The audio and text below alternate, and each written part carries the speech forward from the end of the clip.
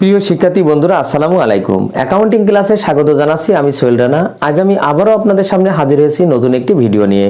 আমার আজকের ভিডিওর বিষয় হলো একাদশ ও দ্বাদশ শ্রেণীদের হিসাব বিজ্ঞান প্রথম পত্রের প্রথম অধ্যায় হিসাব বিজ্ঞান পরিচিতি থেকে। আর যে অঙ্কটি আমি করাবো এটি দিনাজপুর বোর্ডে 2024 সালে এসেছিল। তো চলুন আগে আমরা অঙ্কটি পড়ে আসি। জনাব হৃদয় একজন আইনজীবী 2024 সালে জানুয়ারি মাসে তার ব্যবসায়ে সংঘটিত ঘটনা ও লেনদেন সমূহ নিম্নরূপ। এরপর দেখেন 2024 সালের জানুয়ারি মাসে কিছু লেনদেন বা ঘটনা দেওয়া আছে। এরপর করণীয় কতে বলা হয়েছে লেনদেন নয় এমন ঘটনাসমূহ চিহ্নিত করো। তো লেনদেন নয় জানার আগে আমাদের জানতে হবে কোনগুলো লেনদেন। আমরা জানি যে সকল ঘটনা দ্বারা কারবারের আর্থিক অবস্থার পরিবর্তন ঘটায় শুধুমাত্র সেই সকল ঘটনাকেই লেনদেন বলা হয়। আর যে সকল ঘটনা দ্বারা কারবারের আর্থিক অবস্থার পরিবর্তন ঘটে না তাকে লেনদেন বলা হয় না। তো এখানে আমাদের যে সকল ঘটনা দ্বারা কারবারের আর্থিক অবস্থার পরিবর্তন ঘটবে না সেগুলোই লেনদেন নয়, আর সেইগুলোই আমাদের কি করতে বলেছে, চিহ্নিতকরণ করতে বলেছে।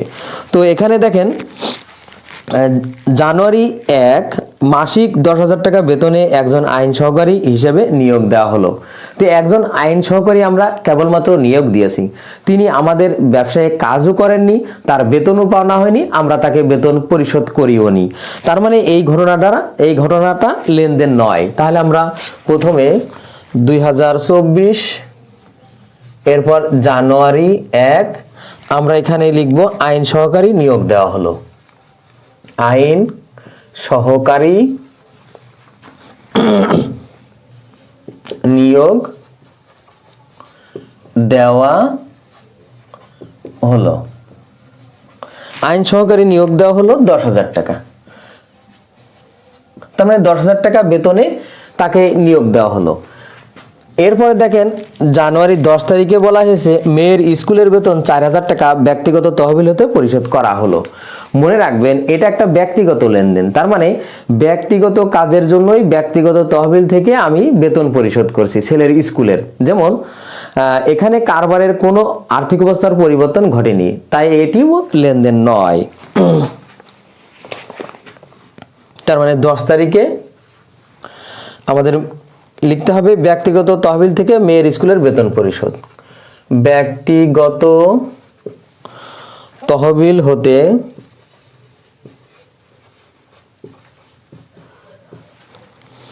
মেয়ের স্কুলের বেতন পরিশোধ। মেয়ের স্কুলের বেতন পরিশোধ বা প্রদান পরিশোধ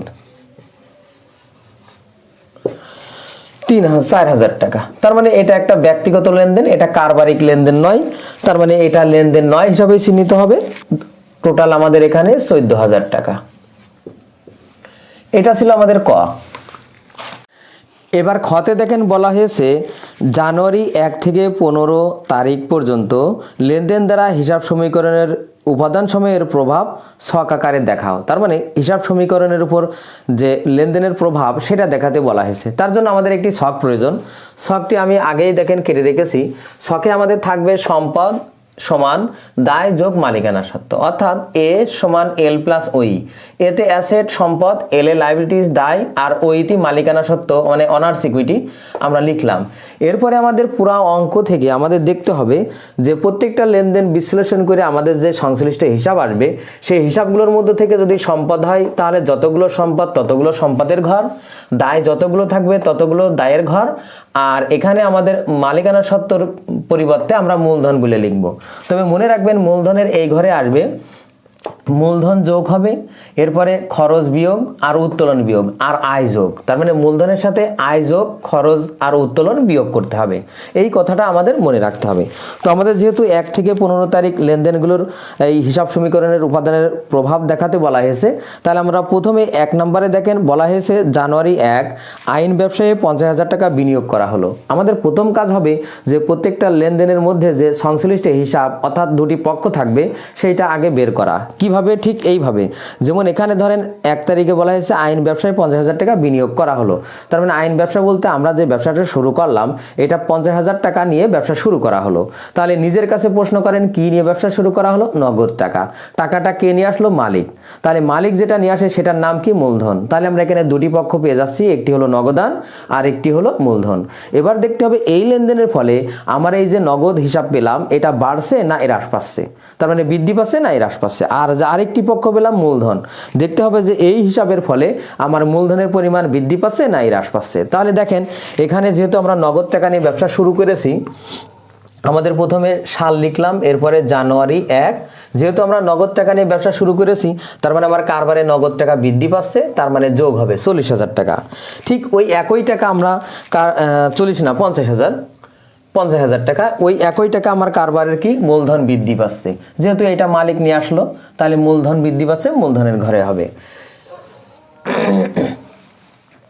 এবার দেখেন জানুয়ারি 1 মানে পরে আরেকটা জানুয়ারি 1 মানে আরেকটা 1 তারিখ আছে, সেখানে বলা হয়েছে মাসিক 10,000 টাকা বেতনে একজন আইন সহকারী হিসাবে নিয়োগ দেওয়া হলো। এটি লেনদেন নয়। তো এটি যেহেতু লেনদেন নয় তার মানে এটা আমরা হিসাবভুক্ত করব না এখানেই। এবার দেখেন 3 তারিখে বলা হয়েছে যে আইনি সেবা প্রদান করে নগদ পাওয়া গেল। ঠিক এইভাবে ওই আগের মতোই পক্ষ বের করতে হবে যে কি প্রদান? সেবা প্রদান। কিসের মাধ্যমে? নগদে। অথবা মানে বিভিন্নভাবে এটা বের করা যেতে পারে। এইভাবেও হতে পারে যে কি পাওয়া গেল? নগদ টাকা পাওয়া গেল। কেন পাওয়া গেল? সেবা প্রদান করলাম, সেবা প্রদানের মাধ্যমে। তাহলে আমরা এখানে দুটি পক্ষ পেয়ে যাচ্ছি, একটি হলো নগদান আর একটি হলো সেবা আয়। তো এখানে দেখেন নগদান সম্পদ, এই লেনদেনের ফলে আমার কারবারে নগদ টাকা বৃদ্ধি পাচ্ছে। তাহলে আমরা 3 তারিখে নগদে যোগ করব 10,000 টাকা। আর যেহেতু এটা আমাদের আয়, আর আমরা জানি আয় বৃদ্ধি পেলে আমাদের মূলধনের সাথে যোগ হবে, তার মানে 10,000 টাকা আমার মূলধন হিসাবে যোগ হবে। এইবার 3 তারিখ শেষ। এরপরে দেখেন আমাদের আছে 7 তারিখে বলা হয়েছে ধারে 25,000 টাকার অফিস সরঞ্জাম ক্রয় করা হলো। ঠিক ওই আগের মতোই পক্ষ বের করব। কি ক্রয় করা হলো? অফিস সরঞ্জাম। তাহলে অফিস সরঞ্জাম একটি পক্ষ। কিসের মাধ্যমে অফিস সরঞ্জাম ক্রয় করা হলো? ধারে। তার মানে যার কাছ থেকে ক্রয় করলাম সে আমাদের কাছে টাকা পাবে, আর যারা আমাদের কাছে টাকা পাবে তাদেরকে পদে হিসাব বা পাওনাদার হিসাব বলা হয়। তাহলে এখানে একটি হলো অফিস সরঞ্জাম যেটা আমাদের বৃদ্ধি পাচ্ছে, যোগ হবে 7 তারিখে 25,000 টাকা।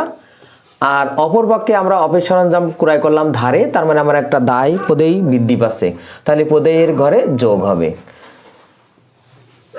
7 তারিখ শেষ। এরপরে দেখেন 10 তারিখে বলা হয়েছে মেয়ের স্কুলের বেতন 4,000 টাকা ব্যক্তিগত তহবিল থেকে পরিশোধ। এটাও আমাদের লেনদেন নয়, তা আমরা এটা হিসাবভুক্ত করব না। এরপর 15 তারিখে বলা হয়েছে জানুয়ারি মাসের ভাড়া প্রদান করা হলো। কি প্রদান করা হলো? ভাড়া। তাহলে ভাড়া একটা পক্ষ। ভাড়াটা কিসের মাধ্যমে পরিশোধ করা হলো? নগদে। তাহলে নগদান আর একটা পক্ষ। তাহলে এখানে দেখেন ভাড়া যেহেতু আমাদের খরচ, আর আমরা জানি খরচ হলেই মূলধন থেকে বিয়োগ হবে, তাহলে আমরা এখানে 15 তারিখে আমাদের ভাড়া খরচ, তাই আমাদের এটা মূলধন থেকে বিয়োগ করব 7,000 টাকা। আর অপরপক্ষে ভাড়াটা পরিশোধ করছি নগদে, তার মানে আমার কারবারের নগদ টাকা হ্রাস পাচ্ছে, তার মানে নগদ থেকেও বিয়োগ হবে 7,000 টাকা। এই তার মানে 1 থেকে 15 তারিখ পর্যন্ত লেনদেনগুলোর এই হিসাব সমীকরণের উপাদান সমূহের প্রভাব দেখাতে বলা হয়েছে, তার মানে আমাদের আর লেনদেন এখানে নেই। এবার আমাদের যে কাজ সেটা হলো যে প্রত্যেকটা ঘরেরই আলাদাভাবে যোগ করা। যেমন এই নগদের ঘরে আছে 50 আর 10, আমাদের যোগ করে হবে 60,000, আর তার সাথে আমরা 1,000 বিয়োগ করব, 7,000 বিয়োগ করব, বিয়োগ করলে আমরা পাবো 53,000। তার মানে এখানে আমাদের নগদের ঘরে যোগফল 53,000। অফিস সরঞ্জামে শুধু একটা আইটেমই আমাদের একবারই যোগ হয়েছে 25,000।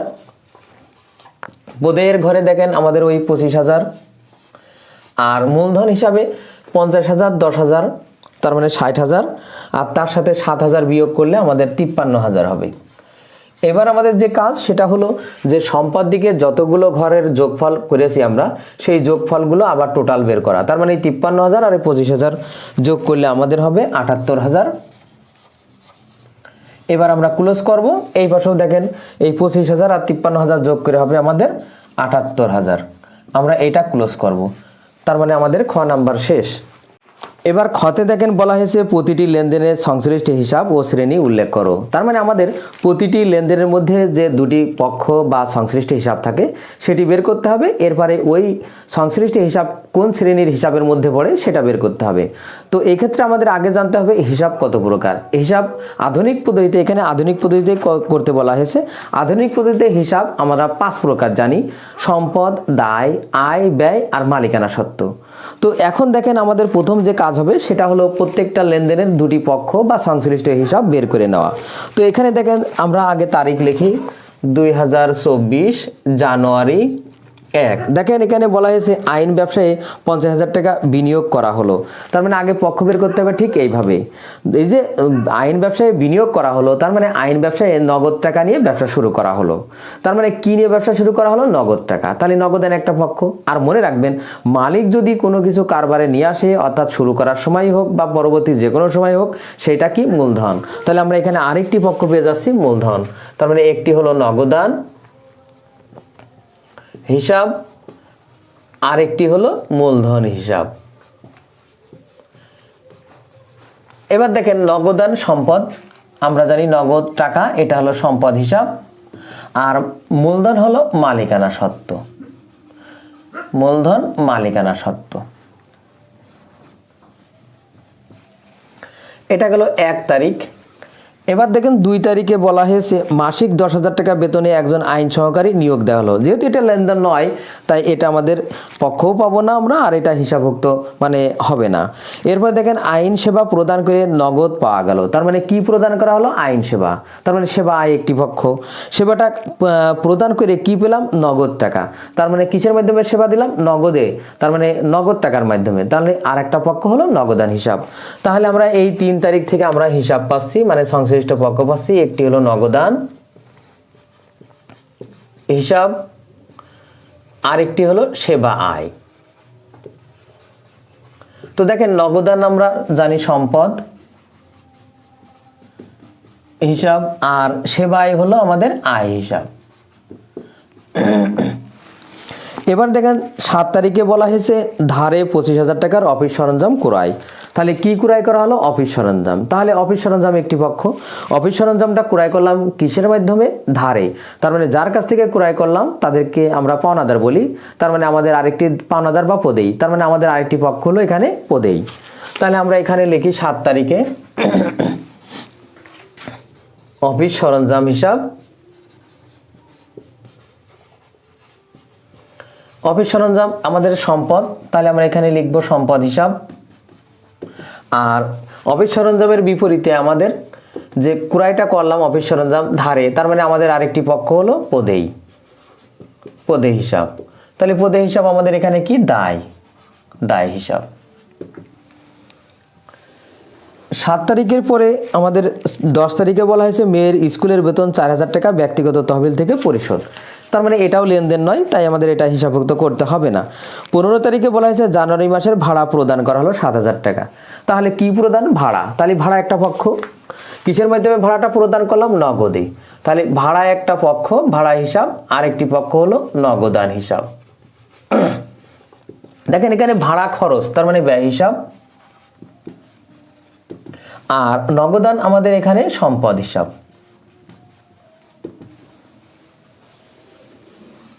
15 তারিখের পরে 22 তারিখে বলা হয়েছে যে 7 তারিখের ক্রয় বাবদ পদেই হিসাব পরিশোধ করা হলো 10,000 টাকা। তার মানে আমরা যে 7 তারিখে যে ধারে অফিস সরঞ্জাম ক্রয় করছিলাম ওই টাকার এখন আমরা 10,000 টাকা পরিশোধ করলাম। তাহলে কি পরিশোধ? মানে কাকে পরিশোধ করলাম? পাওনাদারকে পরিশোধ করলাম। যেহেতু যার কাছ থেকে ক্রয় করলাম ধারে, সে আমাদের কি ছিল ওই সময়? পাওনাদার। এখন আমরা তাকে পরিশোধ করছি, তার মানে পাওনাদারকে পরিশোধ করছি, মানে পদেইকে পরিশোধ করছি। তাহলে পদেই একটি পক্ষ। আর কিসের দ্বারা পরিশোধ করছি? নগদে। তাহলে আমাদের আরেকটি পক্ষ হলো নগদান। তাহলে আমরা এখানে লিখব পদেই হিসাব, এটা 15, এটা হলো 22 তারিখ। তাহলে আমরা লিখি প্রথমে পদেই হিসাব, আরেকটি হলো নগদান হিসাব। তো পদেই আমাদের এখানে দায়, দায় হিসাব, আর নগদান আমাদের সম্পদ হিসাব।